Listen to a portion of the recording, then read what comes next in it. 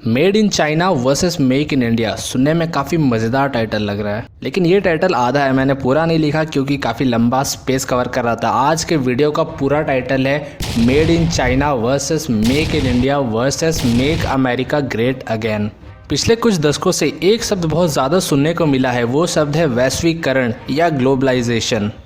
Global experts ऐसा कह रहे हैं कि दुनिया एक परिवार बनता जा रहा है, जहां एक देश अपनी ज़रूरत के लिए कई सारे देशों से सामान इंपोर्ट करता है। कोई भी देश अपनी ज़रूरत के सामान खुद फुलफिल नहीं कर सकता है। इस वैश्वीकरण का सबसे बड़ा कारण ये है कि क्योंकि लेबर कॉस्ट अमेरिका और यूरोपियन कंट्रीज़ में महंगा हो गया, इसलिए 2000 के स्टार्टिंग में सारा मैन्युफैक्चरिंग चाइना और एशियन कंट्रीज़ में शिफ्ट हो गया, जिसके वजह से ये ग्लोबलाइजेशन ट्रेंड करने लगा। पर इस कोरोना वायरस के महामारी ने ग्लोबलाइजेशन को उसकी औकात दिखा दी और अब दुनिया के हर एक देश अपने आप को सेल्फ सफिशिएंट बनाने के ऊपर बढ़ चला है। और जाहिर सी बात है कि इस कदम के बाद दुनिया की जो बड़ी इकोनॉमीज है, जैसे अमेरिका, इंडिया और चाइना, इन सब में कड़ा विवाद और टक्कर होने वाला है। और देखना ये है कि आने वाले समय में make in India, make in China या मेक इन अमेरिका, कौन सा वो स्लोगन है जो सबसे ताकतवर स्लोगन बन के सामने आता है। नमस्कार दोस्तों, मैं साहिल चौधरी आप सबका इंडिया टॉक्स पर स्वागत करता हूं। कुछ दिनों पहले भारत सरकार ने चीन में बैठे विदेशी कंपनियों को ये निमंत्रण दिया कि वो अपने मैन्युफैक्चरिंग यूनिट्स को चीन से हटाकर भारत में शिफ्ट कर सकते हैं। और इसके कुछ दिन के बाद हमें ये खबर सुनने में मिला कि लगभग 1000 कंपनी ऐसी है विदेशी जो कि चीन से निकलकर भारत में आने की तैयारी कर रही है।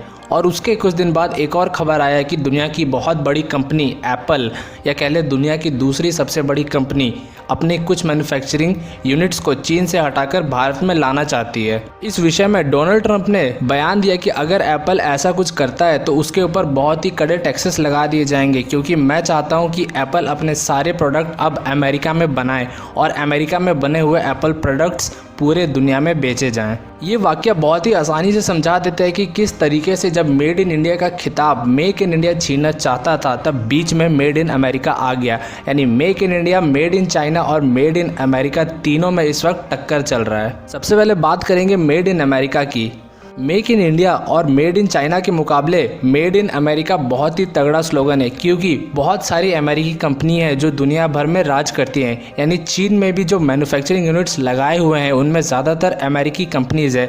उन्हीं के बदौलत पूरे विश्व की इकोनॉमी एक तरह से चल रही है और वही ज़्यादातर देशों में अच्छे अच्छे प्रोडक्ट्स बेच रहे हैं। मेड इन अमेरिका को नंबर 1 पे लाने के लिए डोनाल्ड ट्रंप को बस इतना करना है कि जितने भी अमेरिकन कंपनीज़ है जो चाइना और इंडिया और दुनिया के अलग अलग देशों मैन्युफैक्चरिंग कर रही हैं, उनसे कहना है कि वो अपने देश अमेरिका में अपने मैन्युफैक्चरिंग प्लांट्स को ले आएँ, वरना उनके ऊपर कड़े टैक्सेस लगाए जाएंगे। और अगर सब कुछ सही रहा तो अमेरिकी कंपनीज वापस अमेरिका में चले जाएंगी, जिनसे उनके देश में बहुत ही बड़ा अपॉर्चुनिटी क्रिएट हो जाएगा। अब मेड इन चाइना को देखें तो वैसे तो चाइना विदेशी कंपनियों के ऊपर निर्भर करता है, लेकिन चीन ने अपने देश में ऐसे कंपनीज को खड़ा कर लिया है जो कि मोबाइल मैन्युफैक्चरिंग से लेकर के इलेक्ट्रिक व्हीकल बनाने तक में माहिर हो चुके हैं और दुनिया के कुछ सबसे बड़े प्रोड्यूसर्स बन चुके हैं। चीन ने अपने कंपनियों को पैसे दे करके इस तरीके से प्लेस किया है कि चीनी सिर्फ अपने देश में जो कंपनीज पैदा हुए हैं उन्हीं के सामान यूज़ करते हैं, जो दूसरे कंपनीज वहाँ मैन्युफैक्चरिंग कर रहे हैं उनके सामान यूज़ कम करते हैं। इसलिए चीन के अंदर तो चीनी कंपनियों का वर्चस्व है। अब चाइना को बस इतना करना है कि इन कंपनियों को भारत जैसे देशों में पहुंचाना है और दुनिया भर के अलग मार्केट्स को कैप्चर करना है। इसके बाद ये जो चीनी कंपनियां हैं, इनके पास जो ताकत है वो अमेरिकन कंपनियों जितना ही हो जाएगा और इसके बाद चीन आसानी से किसी भी तरह के सेक्टर में अमेरिका को टक्कर दे पाएगा। अब बात करते हैं मेक इन इंडिया की। मेक इन इंडिया के सामने दो बहुत बड़ी चुनौती और अपॉर्चुनिटीज़ है। मेक इन इंडिया का इस वक्त दो प्लान है। एक, जो अमेरिकी कंपनी और दुनिया भर की बड़ी बड़ी ग्लोबल कंपनी जो चाइना में मैन्युफैक्चरिंग कर रही है उनको भारत में बुला के लाना इंसेंटिव दे करके, ताकि वो अपनी जो मैन्युफैक्चरिंग है वो भारत में करें। और दूसरी तरफ ऐसी ताकतवर भारतीय कंपनियों को खड़ा करना जो ना सिर्फ भारत में बल्कि दुनिया भर में अपने सामान बेच पाएँ। अब पहला जो भारत को मैन्युफैक्चरिंग हब बनाने का काम है, ये थोड़ा सा आसान लगता है क्योंकि बहुत सारी कंपनियां अब चीन से उब चुकी हैं और ऐसे इंसिडेंट के बाद, यानी कोरोना वायरस जैसे इंसिडेंट के बाद, वो चाह रही हैं कि कोई और अच्छा और भरोसेमंद देश मिले जहां वो अपनी मैन्युफैक्चरिंग कर सकें। तो ऐसे में भारत के लिए काम आसान हो जाता है और भारत कुछ इंसेंटिव दे करके और उन्हें अपने भरोसे में ले करके आसानी से उन्हें भारत में बुला सकता है। लेकिन ऐसे में उनकी जो अपने देश हैं वो उनके ऊपर बहुत सारे सैंक्शंस लगा रहे हैं, जैसे मैंने आपको कहा अमेरिका, साथ ही साथ जापान और कई सारे यूरोपियन कंट्रीज़ भी अब अपने कंपनियों को अपने ही देश में वापस बुला रहे हैं, क्योंकि अब दुनिया का हर देश यही चाहता है कि उसकी कंपनियां अपने ही देश में सामान बनाए और अपने ही देश में बेचे, ताकि किसी भी सामान की खरीद के लिए उनको दूसरे देश पे निर्भर ना करना पड़े। यानी अब ग्लोबलाइजेशन से हट करके दुनिया सेल्फ सफिशिएंसी की तरफ आगे बढ़ रही है। और दूसरा काम है भारत का अपने ही देश में पावरफुल ग्लोबल कंपनीज को खड़ा करना। इस काम में प्रधानमंत्री जी का दिया हुआ जो 20 लाख करोड़ रुपए का पैकेज है, उसका बहुत बड़ा योगदान रहेगा। पैकेज तो निकल गया, लेकिन इस पैकेज का इस्तेमाल किस तरीके से किया जाएगा इसके ऊपर हमारा भविष्य निर्भर करता है। यानी कि जो लोन्स हैं वो सही कंपनियों को किस तरीके से दिए जाएंगे, जो पैसा है वो सही सेक्टर्स में किस तरीके से दिया जाएगा, यानी ऐसे सेक्टर जिनमें R&D हो, ताकि फ्यूचर के जो टेक्नोलॉजीज़ हैं वो भारत में निकल के आएँ और भविष्य की सारी टेक्नोलॉजीज़ भारत में बने, ना कि सिर्फ चीन की तरह दूसरे के टेक्नोलॉजीज़ को कॉपी करते रहें। आज की इस वीडियो को देखने का एक दूसरा पहलू भी है, और वो पहलू है गांधी वर्सेस नेहरू का पहलू। अब ध्यान से बैठ जाइएगा, ये वीडियो बहुत ही ज़्यादा मज़ेदार होने वाला है। जब भारत देश आज़ाद होने वाला था, उस समय देश की इकोनॉमी को किस तरीके से आगे बढ़ाया जाए, इसके 2 मॉडल सामने आए थे। यानी 2 मॉडल्स उस समय चर्चा में थे। ये दोनों मॉडल्स थे नेहरू जी के और गांधी जी के मॉडल्स। सबसे पहले मैं आपको गांधी मॉडल के बारे में बताता हूँ कि गांधी जी का क्या कहना था और क्या सोचना था कि कैसे हमारे देश की अर्थव्यवस्था आगे बढ़ सकती है। गांधी जी का मानना था कि अगर देश की इकोनॉमी को अच्छे तरीके से आगे बढ़ाना है तो उसके लिए हमें लोकल मैन्युफैक्चरिंग और विलेजेस के ऊपर ध्यान देना पड़ेगा। यानी इस गांव में या इस डिस्ट्रिक्ट में जो सामान बनेगा वो इसी डिस्ट्रिक्ट में बेचा जाएगा, और इस एरिया के जितनी भी ज़रूरत की सामान है उसके लिए उन्हें दूसरे एरिया का भी मुंह देखना नहीं पड़ेगा। यानी इस गांव में या इस लोकेलिटी में जितने भी सामान की ज़रूरत है वो सब का मैन्युफैक्चरिंग यहीं पे हो जाएगा। वैसे ही दूसरे एरियाज़ में, दूसरे गांव में, वहाँ पे उनके हिसाब से मैन्युफैक्चरिंग होगा।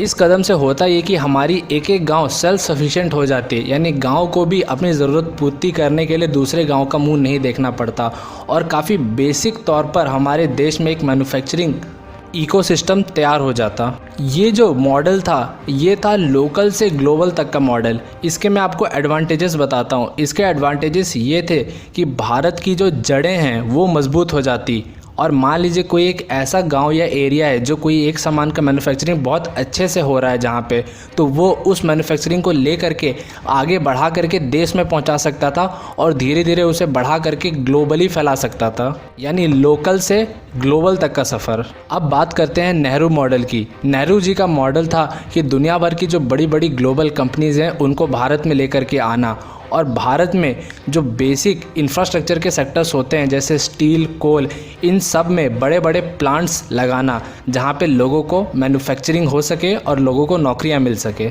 ये अप्रोच था ग्लोबल से लोकल तक का अप्रोच। यानी पहले ग्लोबल कंपनीज़ को, बड़े बड़े कंपनियों को भारत में स्थापित करना और उनके अंदर मैन्युफैक्चरिंग शुरू करना जिससे लोगों को नौकरियां मिल सके, और उम्मीद करना कि ये जो कमाई हो रहा है ये लोकल तक पहुँच सके, यानी गरीब से गरीब आदमी तक पहुँच सके।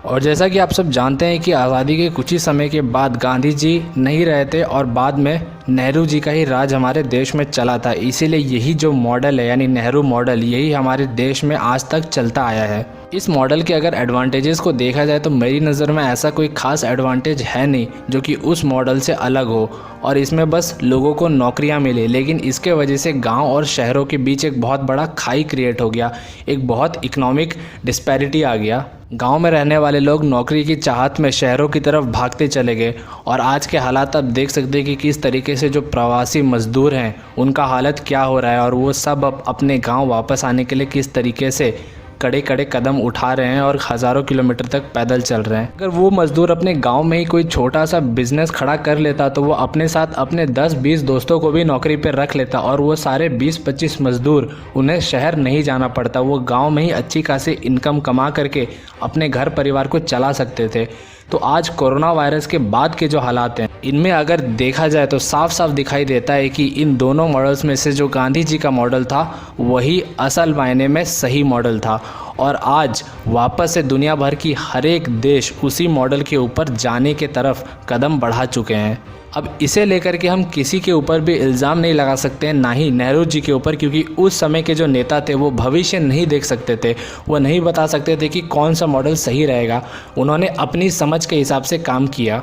पर हम लोगों ने इन दोनों ही मॉडल्स की जो रिज़ल्ट्स हैं उन्हें देख लिया है। तो अब हमारे ऊपर ये जिम्मेदारी है कि हम सही मॉडल जो है यानी गांधी जी का जो मॉडल था उसके ऊपर काम करें और आगे बढ़ें। और ये जो आज तक का भारत का शायद कह लें सबसे बड़ा इकोनॉमिक पैकेज जो है, जो कि हमारे जीडीपी का 10% लगभग है, हम चाहते हैं कि इसका जो सबसे ज़्यादा इस्तेमाल किया जाए वो एग्रीकल्चर के ऊपर, और जो लोकल मैन्युफैक्चरिंग है, जो स्मॉल स्केल और मीडियम स्केल एंटरप्राइजेस हैं उनके ऊपर खर्च किया जाए, ताकि भारत की जो जड़ें हैं उनमें मैन्युफैक्चरिंग को बिठाया जा सके।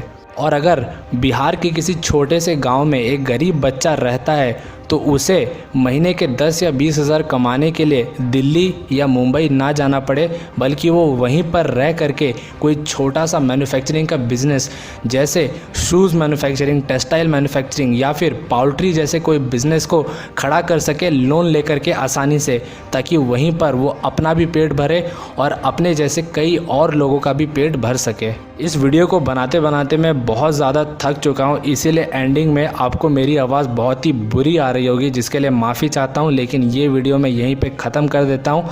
आपको मेरे ये विचार कैसे लगे ज़रूर कमेंट में लिख के बताएं। इस वीडियो के ऊपर बहुत मेहनत किया है, बहुत पसीना बहाया है, और अगर ज़रा सा भी वीडियो पसंद आया तो इसे लाइक कर लें, और इंडिया टॉक्स को तो सब्सक्राइब कर ही लिया होगा। तो मिलते हैं अगले वीडियो में, तब तक के लिए थैंक्स फॉर वॉचिंग।